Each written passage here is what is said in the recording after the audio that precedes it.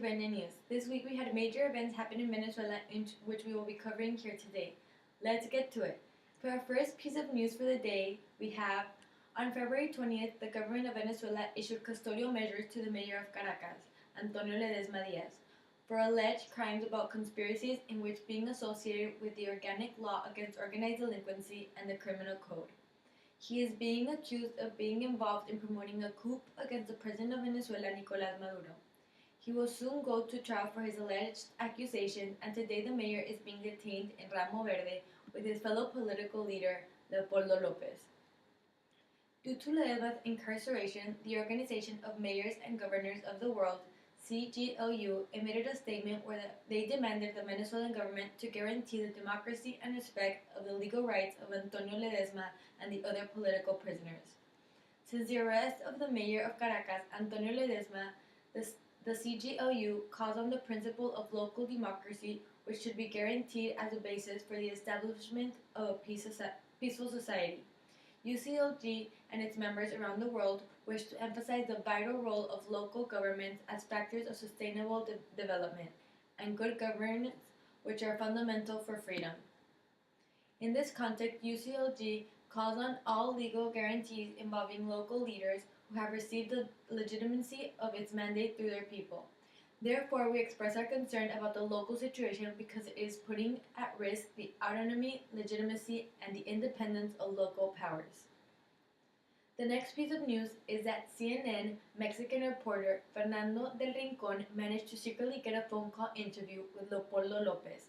Details about how he was able to conduct the interview are still not revealed. This was the first time the public heard his voice. Apparently, he was talking through a public phone in the prison. The interview was very impacting to listen to, and hearing Leopoldo express his perseverance and lack of hate towards the regime is amazing to see. In the interview, Fernando asked if the guards and the military knew if he was talking to CNN, and Leopoldo said no. We can hear in the background of the interview as guards start becoming aware that the interview is occurring and how they start to mandate him to give them the phone.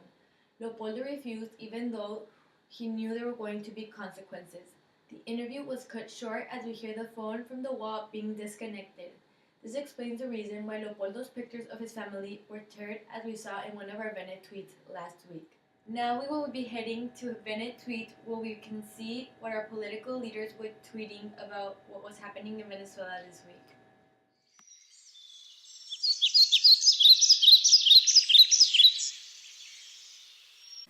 The first tweet we have today is by Bill Clinton commenting on the incarceration of political leaders in Venezuela, and he tweeted, "Leopoldo López and the political prisoners in Venezuela should be released without delay."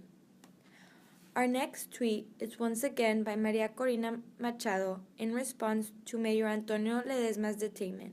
She tweeted, "Antonio, the people of Venezuela accompany you, respect you, and love you. Have trust in us that very soon we will reconstruct this country. #Free a Ledesma."